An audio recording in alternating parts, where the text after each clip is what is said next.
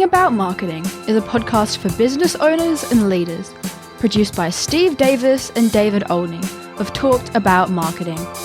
More than 8,000 conversations have taught them something. You can't read the label from inside the bottle. Everyone needs external perspective. Through their 4 Ps: person, principles, problems, and perspicacity. Yes, you heard that correctly. They explore marketing with curiosity, generosity, and the occasional gentle eye roll. They hope this becomes a trusted companion on your journey in business.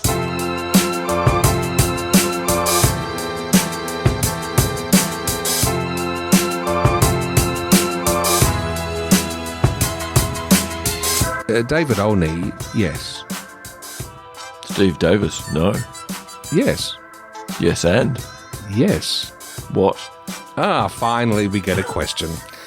I thought that'd be a nice way to start a topic on the answer economy. I led with an answer, David. I just thought we were playing word games. And there lies the challenge.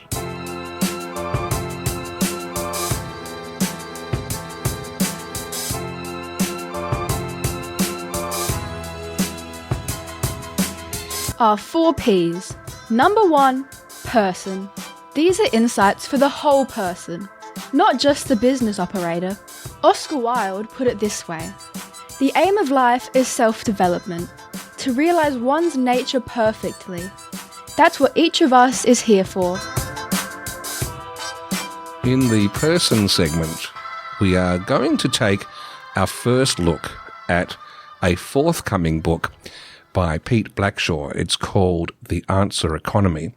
I heard a fantastic interview with Pete on For Immediate Release, one of my small clutch of favourite other podcasts. And the book doesn't come out till September, but the ideas he put forth in it are a really fascinating bunch of ideas. So in the principles segment, we're going to look at how they apply to us in business in this day and age, which boils down to, in this world where AI tools are going to be doing most of our internet searching for us, we're not going to Google anymore. We're sending ChatGPT there, or we've got some little answer agent that we're sending off. When we do that, it changes what is found in the world. It's changing what we're shown in the world. What does that mean for our marketing and our business? We're getting to that in the next segment. But for this one, this new world also has an impact on us as humans, where we go to Google, just even Google, not going to ChatGPT or anything else, but Google to do a good old-fashioned search, and Google is pushing right under our nose its big AI overview, wanting to take us down that pathway. What does that mean, David? What does that mean for us as persons who happen to be running or managing businesses? But either way, in the real world, this has an impact on the way we interact with the world. It does, most definitely. It's the next stage of the attention economy. We've all known for years, since the late 90s with Google, that you want to learn about something, you come up with a query, you get your first page of results, maybe you find something there that's interesting. I seem to always end up on the second or third page before I found things that were interesting. And then you start evaluating those sources and comparing and contrasting and building your own picture. And in doing so, you verify your research skills and start to develop knowledge about the thing you're researching. But now with this AI summary at the top of the Google page, in the attention economy, you can do all that work that we've spent over 25 years getting good at, or you can read the summary, follow the recommendation, maybe solve your problem very quickly. But will you solve your problem as well as if you did the research and built a body of knowledge? And would you buy the same product or service if you had done the research yourself? So the attention economy is drawing us to someone else doing the evaluating, and that could come at a very big price for us. And I think the devil's in the detail, because we're still going, let's just say we're going to Google and we're using its AI part of the search result. but it's giving us the AI overview. For all intents and purposes, we probably feel like we are still doing the old thing. It just happens to resolve faster. Yep. And maybe what we don't realize is we're using our critical faculties less and less, and anything not used starts to diminish. So as James Clear says in Atomic Habits, if you want to build a new habit, link it to an old habit. So our old habit was to go to Google and then do work. Our new habit is to go to Google and it does the work, and we go, oh. So it's an incredibly sophisticated psychological tool to get us to do the same thing we did, but in the end, accept the answer we're given, which is very bad for our critical abilities, but also raises the immense question of, well, who's funding Google? That's right, which is advertisers. So is that AI, paragraph representative of the data, or is it representative of the spend to Google? You know what? I've listened to I've drunk the Kool-Aid from Google over the years, how they're the good guys. Learned that it wasn't necessarily the case, because money does speak. And yes, you've got ads floating around, and they're going to have some sway. Even ChatGPT, when you do a search using that, they're offering paid advertising slots. Now, they're kept separate, but you have to wonder if behind the scene, those ads help get a slight advantage inside the AI's view of the world. Again, we can see if, like we do, work with all the AIs every day, that each of them has slightly different personalities based on the founders and central group of people in each company. So why wouldn't they also represent the main cash flows? It would be strange if they didn't. Yeah, the one that seems to be a little bit impervious to that at the moment is Claude, because of Anthropic's choices about how to be in the world. Yes, yeah. Anthropic funds it through our subscriptions, and so it's not beholden to advertising. And it's also bringing more pay-as-you-go tokens and systems when you use their heavier models like Fable, which makes you think they're keeping the business sustainable. It's cleaner, but we have no proof of how clean, other than their claim. Well, what's interesting, and Pete Blackshaw talks about this in his book and in the interviews and the lead up to it, I'm assuming it's going to be in the book, Anthropic has as one of its major funders Amazon. So Amazon has kicked in quite a bit of money to make Claude even possible. But in Pete's work, when he does brand audits, he gets them, these large language models, to have a look at different companies and assess, is the real world output matching what they promise? And when it comes to Amazon's claim that we're the most customer-centric company out there, results in something like ChatGPT say, about 7 out of 10 or thereabouts.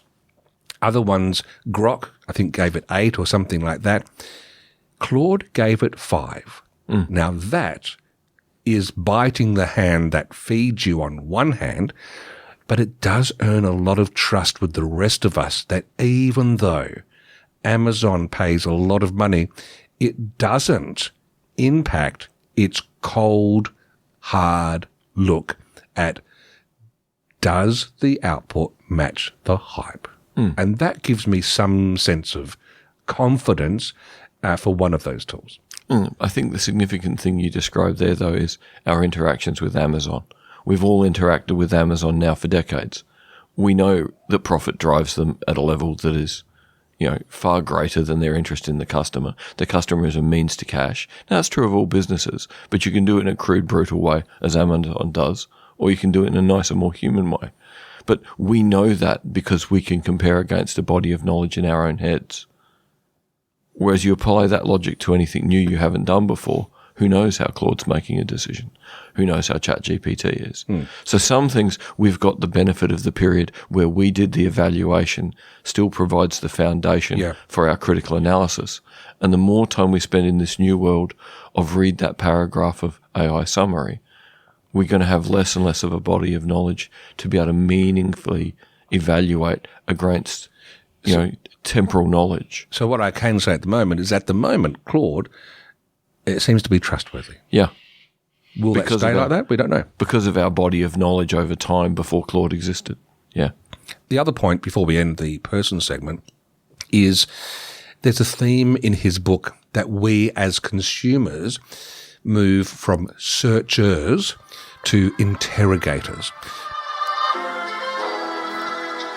It's not just the marketing slogans. It's like how the product's made. It is literally, is it truly superior? And can you verify that?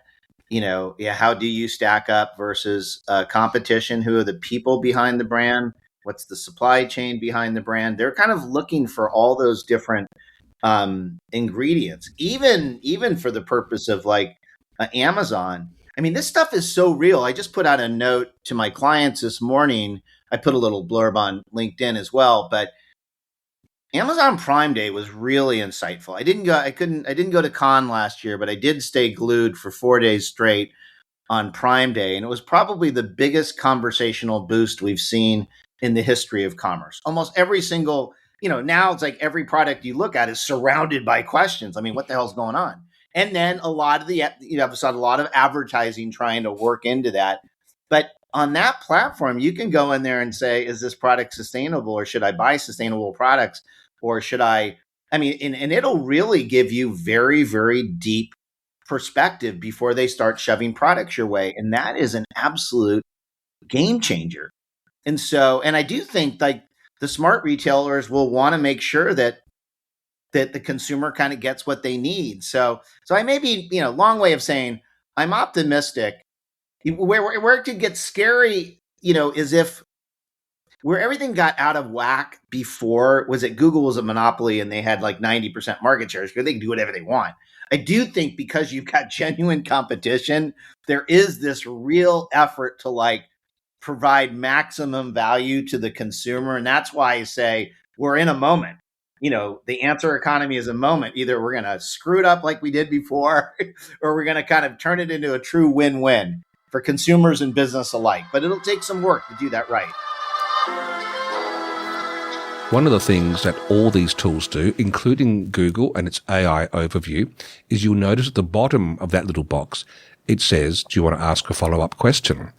And that is that shift where if we take one step further from your original observation, David, of us trusting what comes back, there is scope for us, if we're willing to exercise our curiosity muscle, to push further, drill down.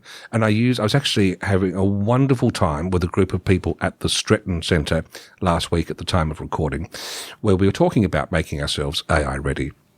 And as one of my tests, I did a search for who are the most, I can't remember exactly, I think it was, who's the most trustworthy or reliable mechanic in the area for cars in the Monopara area, because that's roughly where the Stretton Centre is. And it gave me a list of results. But then I used the question from the AI overview, which had given me 3 to consider. And I said, my daughter's just turned 18. If she goes in with her car, which of these is going to be more trustworthy that I know she's not going to be taken for a ride and sold stuff she doesn't? Because young women in particular can fall victim to overselling in those environments because mechanics will think you don't know what you're on about, so let's fleece you. It then came back with a different set of criteria, similar group. There was a couple of changes, but it explained this is why. This is the photographic evidence of what they do, the fixed price, and this is going to guard against the well-known situation. That was very compelling and very smart, David. Yeah, and this is the key thing. We've got to remember to be researchers, to be interrogators. Like, being more specific comes natural to me from being an academic. It's what we did. We constantly made everything smaller and more detailed to be sure of what we were finding. And these skills become even more important now, where the first answer is so easy. But the first answer is fairly general. Take that advantage to ask a few more questions. This is still going to be faster than having to read 15 web pages, which we used to all do. And all those would have been almost the same as each other, whereas now we're getting the chance to run a scythe through the masses of content to get to the bits that might be the needle we're looking for in the haystack. So much faster than, remember when it used to take weeks to know enough about something to want to spend money or to feel safe spending money? That could be now down to hours at most. All right, go forth and interrogate. Don't search.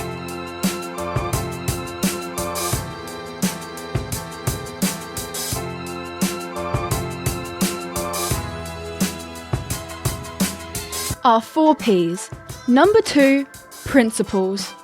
These are ideas worth building on. As Oscar Wilde reminded us, you can never be overdressed or overeducated. In the principle segment, I think it's probably fitting that we explain what the heck the answer economy means. And you can have a shot in a moment, David, but my reflection, it's based on the fact that our economy works typically by people being able to find vendors and suppliers on the internet, and so they go searching. And when people search, they normally use the form of a question. Sometimes they'll list a specific item they're looking for, but typically they'll ask, is this the best thing for X? Now that's a question. And so this book is looking at the answer economy, which means those businesses who are going to set themselves up best to present themselves to the world in the format of answers that match our questions. That's what it boils down to. Not running off with our lovely fancy slogans, but doing deep thought about what questions are my ideal customers likely to be asking. And I don't know about you, Dave. In fact, I think I do know about you. But this is the old world being made new again. Absolutely. It's the next step or iteration of inbound marketing, recognizing that the person with intent is the best potential customer because they've made a decision to look for answers to their questions because they want to solve a problem, they want to achieve an end state, and that if you answer their questions, the likelihood is their intent will go up and up and up for each question you can answer. So the real, the key thing that Pete Blackshaw has tapped into here is the evaluation phase is what's changed. We used to ask more and more questions to get more and more answers, to be more and more confident. But now we're going to be given answers very quickly. So how much work we do has changed. How much work we need to do is, up for debate. And how we present information for people who want answers, that's the bit of this iteration that's very much changed. Absolutely. And I did labour that point with my workshop group, who were all wonderful and totally engaged, by the way. I think the small business people who will thrive are the ones who lean forward at this point and try and wrap their head around it. Because I don't think I was over-egging the omelette when I said this is a profound wake-up call. And it's a wake-up call because it's still very common that most people smear words on their websites or their marketing material that kind of sound like, look like the kind of words that tick a box. Hey, we're the best ones in South Australia who do X, Y, Z. Groundless, unverifiable, but it sounds good and it looks right and it's what everyone else is doing. This is the moment of truth because AI search tools ignore those claims. Yeah, they totally ignore assertions. They're not interested. And so the job is on us to meditate deeply on our ideal customers that we're trying to be found by, that we're helpful for, that we're best placed to help, and put on our website as specifically and obviously as possible our content almost in a question and answer format. There's little bits of flourish we can add there. And it's the sort of thing we're doing an increasing amount of, David, by the way, with the GEO Ready package that we have. GEO, which is Generative Engine Optimization. That's right. Which is just like search engine optimization, but bearing in mind that AI tools are using their generative approach to understanding the world so that our content is ready for them to read. I do this every day for clients. We literally kind of we filter them through all the major LLMs, from ChatGPT to DeepSeek to Perplexity and Grok. They all have different personalities. It's no different than going after influencers, right? Influencers kind of, they beat to different drummers. And so, and again, I would say Claude is the extreme librarian. They just don't like marketing BS. They kind of just focus on the facts, the credentialing, the science.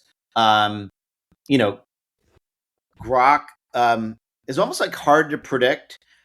And they do lean on a lot of the former tweets that kind of fall into it. But they are they almost like personify, not the politics of Elon Musk, but definitely like almost like the unpredictable side of him. And what you see, it's like a different personality. Gemini still, it's it depends on if you're looking at Gemini AI overviews. I mean, they all have different thinking processes in terms of the way they synthesize data, but absolutely. And I would say just in the same way that like a PR term might say, we've got to figure out how to break through the New York Times, the Financial Times, and so. You got to think the same way. It's like they think differently, they source differently. And so I spent the whole weekend doing this fascinating source analysis where I looked at, tens of thousands of prompts, and then I analyzed the sources, and they have different favorites. And just recently, the New York Times is finally starting to creep into OpenAI, which does start to impact the character of their output. Claude tends to look a little bit more seriously at Consumer Reports than Joe's review site. And so you have to know this. I mean, this is like the new PR. This is like the new influencer management. If you do not know how these LLMs think, if you don't know what their brand archetype is, if you don't know what they eat for breakfast from a content perspective, you're not on top of what your client needs, in my view. I think the really significant thing here is the small business person's expertise has always been valuable. But finally, the online environment is giving them a chance to be the expert that they are in person. And I love this because we can get small business people now to talk about what they love, how they help people, how they know what the best product is to help someone, how they know what the best solution is, how they know what will serve someone for an extended period of time.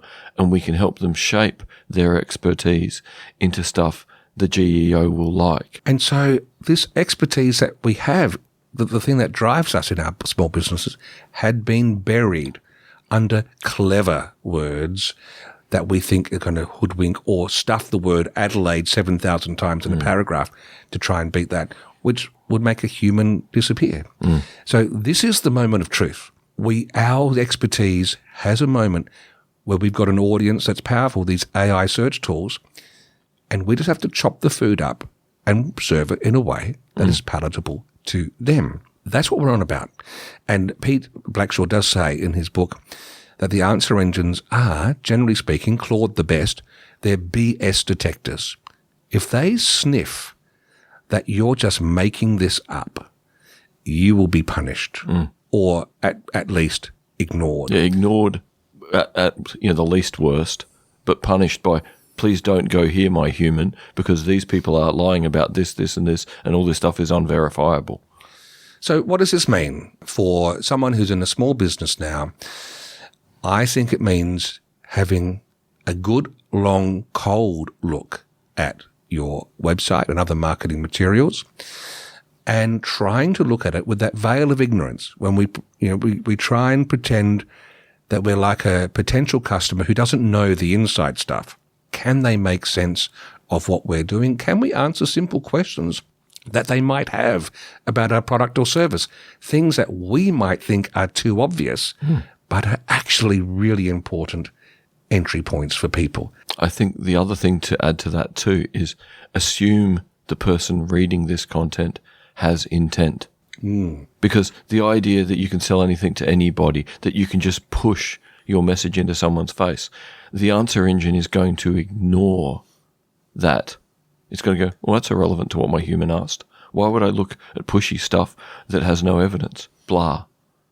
But when someone says they want to know about what you do in your area and you've answered questions really effectively, they already had intent. The answer engine is looking for credibility. You put intent of the prospective client together and the credibility you bring with your expertise. And this means that effective small businesses who do this well are going to get more good clients. It's what this whole thing will lead to. It's just a question of how much pain people experience along the way of getting there. Yes, because the old-fashioned days of search engine results are basically over. Yeah. They're unlikely to be seen by many people because it's going to be the answer that's being fed, and that answer is being fed by AI search tools that have been able to find those sets of questions and answers on our website. I'll put a link in the show notes to the blog post that I shared with the group last week about making yourself answer ready, because it has a number of very practical tips that you can put into practice. The book's not out yet, but I think the ideas are already in our grasp.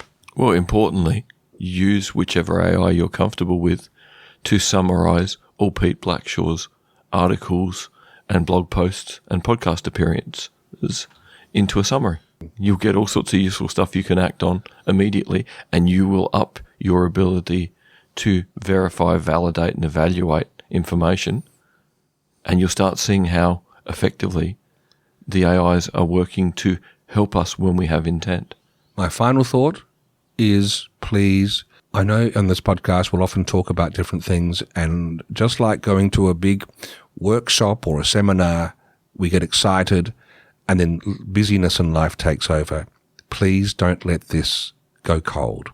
Act quickly, because your business's visibility and credibility are at stake.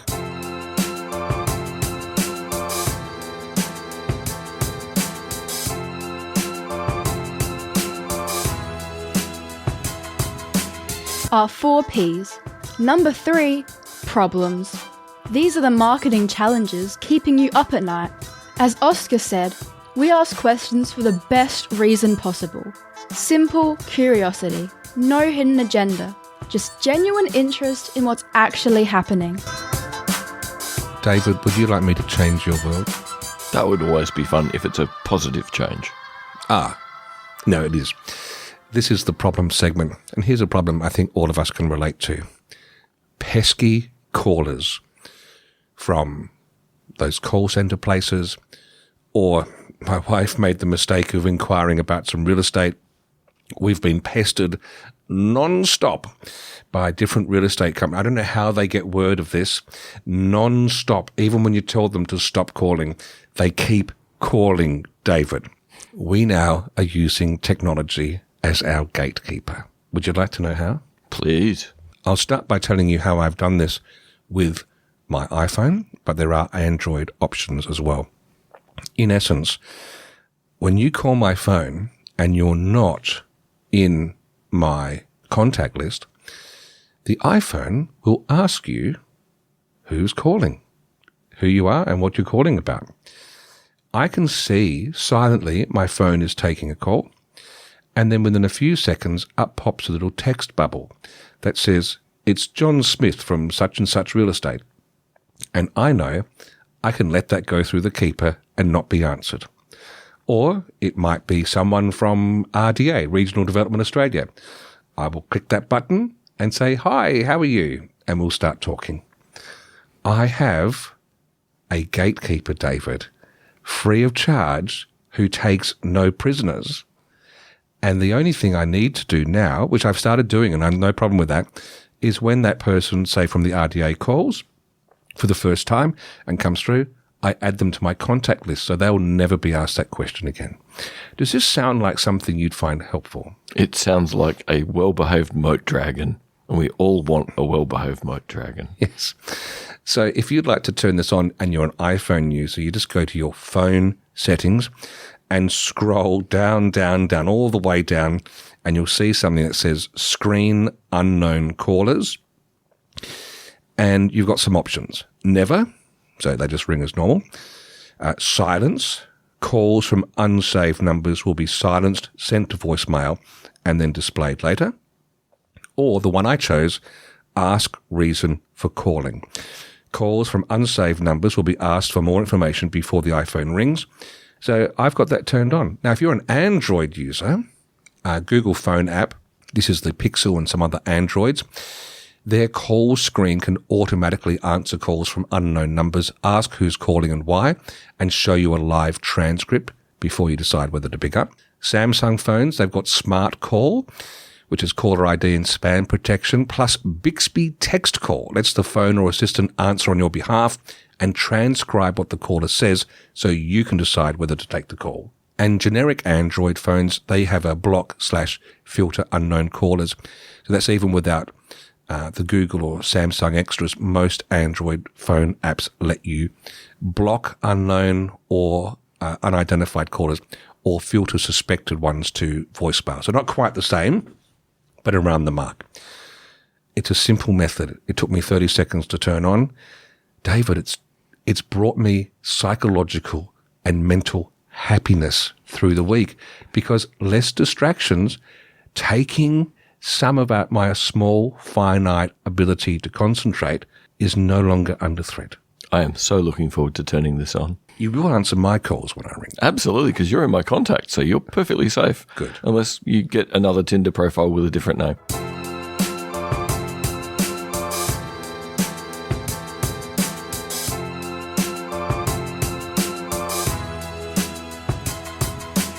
Our 4 Ps. Number 4, perspicacity. Let's examine a campaign from the past and ask, would it work today? As Oscar Wilde believed, our one duty to history is to rewrite it. So let's see what we can learn. In the perspicacity segment, we look at, ads in particular, ads and campaigns. In this case, it'll be an ad from years gone by, and we ask ourselves, would this work today? And David, I'm going to give you full responsibility for this one. You said, Steve, the Ford Territory ads from, the early part of the century were amazing. What enamored you of their ads? Well, the first thing that enamored me is it was partially to do with this answer economy idea. What I was really thinking about, it was Ford's first attempt to build a car that people actually wanted. They listened and they built something that was bigger, more storage, 4-wheel drive if you wanted it, still a big engine because Australians wanted that at the time. And the car itself did well because it was actually aimed at the audience. People had intent and the product was built to match the intent. But of course, when we sat and listened to the ad, watched the ad in your case, turns out it's a really clever ad. Shall we listen to it now?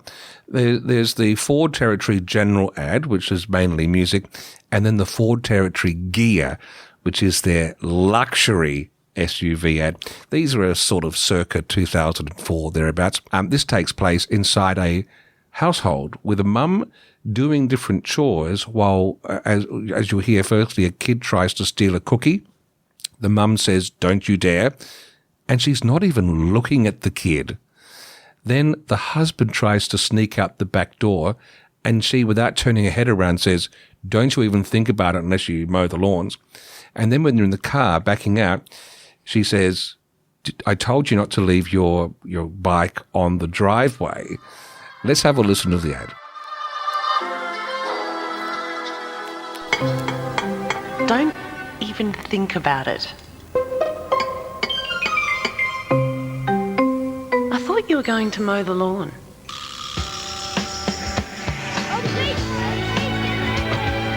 Johnny, I thought I told you not to leave your trike in the driveway.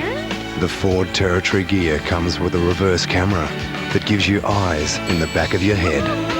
Ford Territory. The possibilities are amazing. That's an interesting ad, David, because unlike other car ads, which is all about vroom, vroom, testosterone, destroy the planet and do it with air conditioning, this was honing in on a couple of features, or in this case, particularly eyes in the back of your head, the rear view camera, as well as spaciousness, but as well as being a family-friendly car. Yeah, it worked at the human level. It worked at the thing of selling the product. It's just a really good ad. I'm amazed a car ad was so good. And you are saying to me that Ford did seem to get it right because they're still sought after, these Ford Territories. Yeah, I know people who are driving, 22, 23-year-old Territories who go to mechanics who have like a boneyard of old Territories out the back to keep them going. So they've got a real following of people who go, this car can still be worked on, it's still mechanical rather than a rolling computer. It's quite remarkable that the zeitgeist seems to have lasted for this vehicle. So here's the challenge for our test of whether it would work today. And the challenge is this, David. They had cup holders, which seemed to be newish at the time, extra room, the rear view camera. Every car and its dog these days has every extra thing. Push a button, up goes the hatch, all that sort of stuff. Is there anything left to make such a human-centered ad? I think the fact it starts with the human-centric perspective and then moves to the car is why it could work again for any car if you tapped in to this thing about this person who's central to the ad and this person who chose the car. So I think it's the human first angle of this that makes it work as a good ad to sell a car. So this got on the side of the mums having eyes in the back of their head, and they are big decision makers with who buys what for a family car. There was one a few years ago where the focus seemed to be on how easy it was to park. It might have been one of the early cars where you could push a button and it would park for you. I guess that probably had some cut through as well, is it? But if we run out of features, this is my dilemma. Is this just using a feature to hook in an audience? Is that where the intent is coming from? I suppose it was, but it was still doing so much better a job. And I think it leaves the door open for continuing to go, who is this human with intent to buy a car? And how are you talking to their intent rather than to your feature list? So I still think it's, car ads aren't great, but it's a lot better than the majority of them. I better get you home now. We'll hop in the car. And drive it backwards the whole way using the rear vision camera? You betcha. Oh, this is going to be so exciting. I'm hanging my head out the window and barking.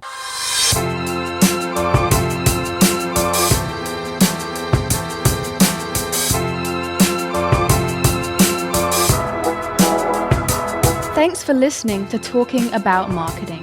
If you found this helpful, please share it with someone who might benefit. And if you're so inclined, leave a rating in your podcast app. Both help more than you think. Steve and David welcome your thoughts, which you can send to podcast@talkedaboutmarketing.com. That's podcast@talkedaboutmarketing.com. Want to continue the conversation beyond the podcast? You can book 20 minutes with Steve at talkedaboutmarketing.com. No cost, no obligation. And we'll leave the last word to Oscar Wilde. There's only one thing worse than being talked about, and that's not being talked about.